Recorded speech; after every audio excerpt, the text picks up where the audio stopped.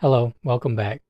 So a little while ago I embarked upon a shelf tour of my unread fiction shelves, the purpose of which was to give me an opportunity to see what I have on my shelf, to return to books that perhaps I haven't noticed in quite some time, to get an idea of what I have, maybe get rid of some books that I don't have any interest in reading anymore, and also to get some feedback from you and to hear about books that perhaps you have read and that you would recommend to me, or books that you read and you didn't enjoy.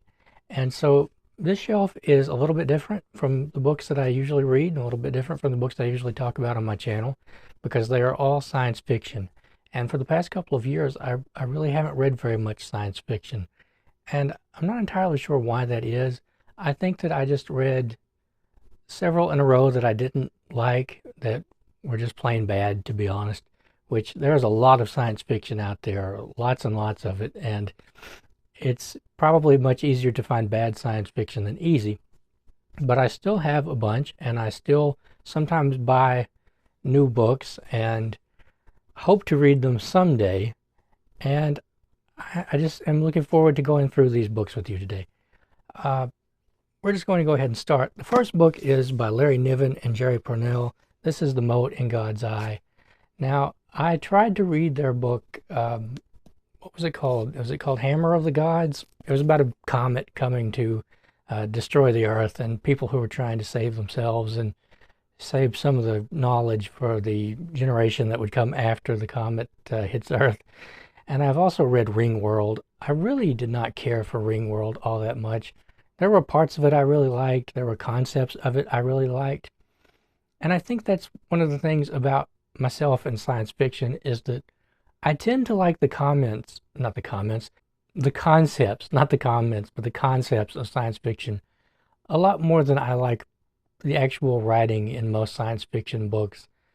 And which is kind of odd, because I really do enjoy science fiction movies and television shows and that sort of thing.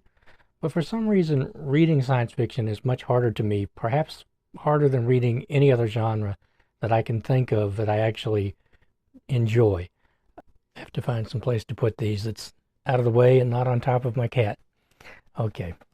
So after that, we have two books by Arthur C. Clarke. One of these is nothing but short stories. This is The Sentinel. This is all short stories. And I also have 2001: A Space Odyssey. I have only read one book by Arthur C. Clarke that I know of, which was Rendezvous with Rama. I really enjoyed parts of that. I liked the idea of Rama.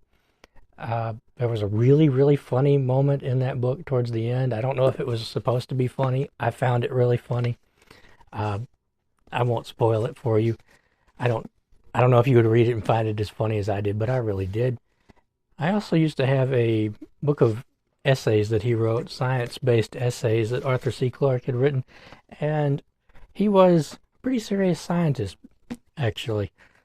So I'm not sure really if this next book belongs on this shelf or not. Probably not. I think I just stuck it on there because I didn't have anywhere else to put it at the time. This is War Day by Whitley Strieber and James Kunetka. And this is all about the aftermath of I believe, a nuclear war between the United States and Soviet Russia, and how that would work out, the way that the world would be, the way that the weather and everything like that would be, the environment would be affected. And there's Whitley Strieber and James Kunetka there. Whitley Strieber, of course, was famous for his books about alien abduction, specifically his alien abductions. He claimed to have been abducted by aliens many times. And so the next two books are both by Greg Bear. They are Eon and The Forge of God. Now, I have only read one book by Greg Bear, and it was Blood Music. I believe that was by Greg Bear, if I'm remembering that right. And I really liked Blood Music, except for the ending. I did not care for the ending of that book at all. And I'm not entirely certain what these are about. I think they are about maybe Earth's first encounters with extraterrestrials. I'm not sure. These may even be part of a series. I know, I think at least one of these is the beginning of another series. I don't know if they are together. Probably not. Probably should have looked before I started talking. And so the next book is Leviathan Wakes by James S.A. Corey. I think this is the first of a trilogy. I'm not entirely sure how many books there are. I know there's at least one more, but There seems to be a big preference these days for the trilogy for some reason. Great big books in a trilogy. I don't know why that is. The ones I have read have seemed kind of bloated and unnecessary. I don't know. I don't know if that will be how this is. I remember thinking this was interesting at the time and that I would like to read it. Is this a space opera? It probably is. I went through a phase where I was reading space operas, and I think I really just had my fill of them. I don't know. Tell me, is this pretty good? I have no idea. The next book is The Worlds of Clifford D. Simak, and not much to look at, just a big orange book. But this is completely short stories by Clifford D. Simak, and I have read Waystation. I really liked Waystation, and I've been meaning to read more Simak, but I never gotten around to it. Better get to this stack before it falls over. The next is by William Hope Hodgson. This is The Nightland. This is a very archaic book, the way that it is written. William Hope Hodgson was a big fan of using archaic writing, very old-fashioned writing. This is about a knight who goes out to save a princess, I believe, in a world where the sun never shines. And I have not had a very good experience with William Hope Hodgson over the past couple of years. I've reread his book, The House on the Borderland. I used to really like that. I've read it 3 times now, and each time I liked it a little bit less. I really like his short stories. He was kind of obsessed with fungus. He wrote some really interesting stories about fungus. The next are both by Thomas N. Scortia and Frank M. Robinson. These are big disaster books from the 70s, maybe even the 60s. But they are kind of science fiction in that they take new engineering concepts and say, what if something really bad happened, right? Like, what if we built a really amazing building, really tall, with all these different technological improvements, and everything went bad? And then you get the glass Inferno, which was the inspiration for the movie the Towering Inferno, which, strangely enough, despite that being a huge blockbuster of the time, with all these different actors in it, big stars of the day, I've actually never seen that movie all the way through, which is a little surprising because I love disaster movies. And there are our authors there. And the next is about a nuclear power plant that they're going to switch on. It's a brand new design, probably more powerful than anything else. It is the Prometheus crisis, and as you can see, everything goes wrong. Everything goes wrong there. And I really like those big 70s disaster novels. I just have to be in the right mood for them, because a lot of times they throw in so much drama, and I just feel like the drama is a little bit unnecessary to the plot a lot of times. But that was sort of what drew people in, I think, at the time. You sort of needed that drama to draw in people who might not read that otherwise.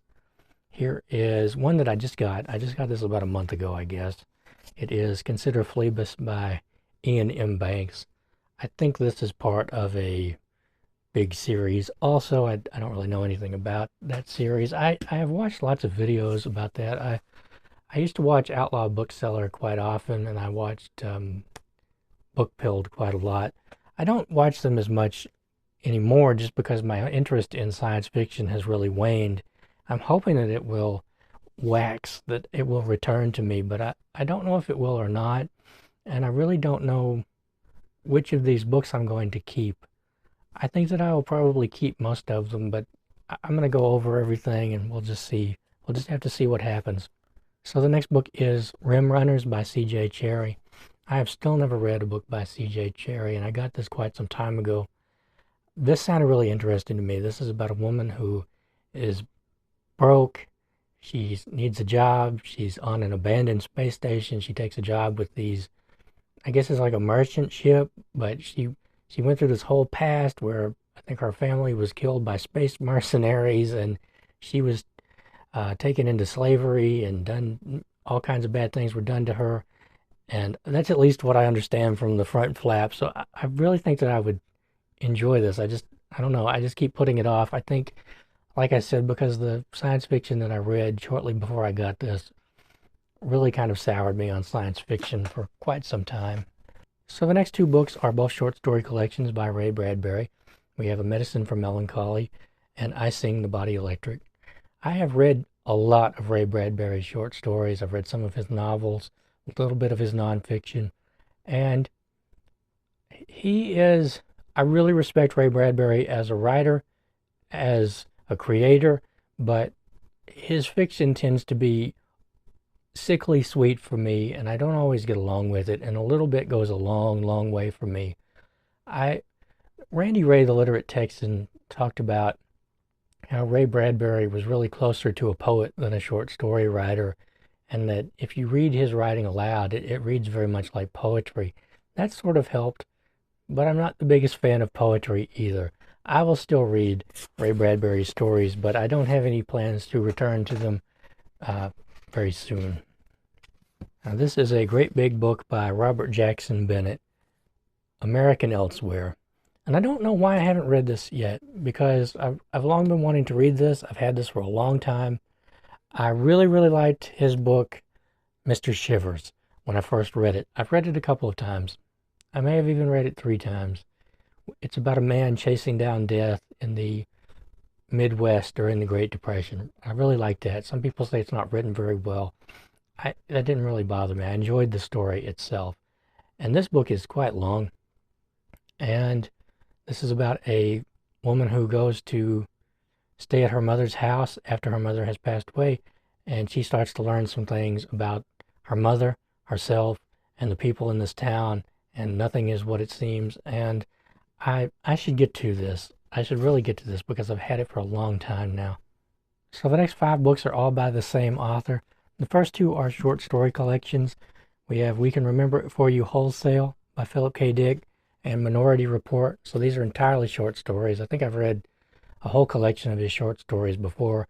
I've also read Phallus, Ubik, A Scanner Darkly, and A Maze of Death.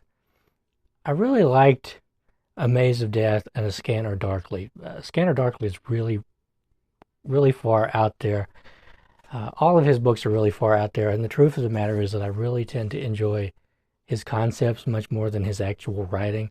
Although I haven't always enjoyed his books while I'm reading them, I'm always grateful to have read them. After that, we have The Man in the High Castle. I know this was a TV show. I never saw it. And The 3 Stigmata of Palmer Eldritch. And The Penultimate Truth. So all of those are by Philip K. Dick. And then we have We by Yevgeny Zamyatin. And this is a dystopian novel from Russia in the early 20th century. And from what I understand, George Orwell used this as an inspiration for 1984. I am not the biggest fan of dystopian fiction, but I do read it every now and then. I kind of feel like after I read 3 or 4 of them that I started to get the idea, right? And so the next book is an anthology collected by Robert Silverberg. I've read a few of Robert Silverberg's books and I really enjoyed them, and I have several paperbacks. I will show them in a future time because they are on a different shelf in a different room. This is Robert Silverberg's Worlds of Wonder, Exploring the Craft of Science Fiction. And so he got together a bunch of science fiction short stories that he really liked, and he wrote an essay about each of them, probably a pretty short essay. And I learned something when I picked this up. So there's a story by Brian Aldiss I've always wanted to read, Brian Aldiss, and it is Hot House. And I only realized that Hot House is in this book because I sat it down here face first, and all the stories are on the back, and when I picked it up, I saw Hot House.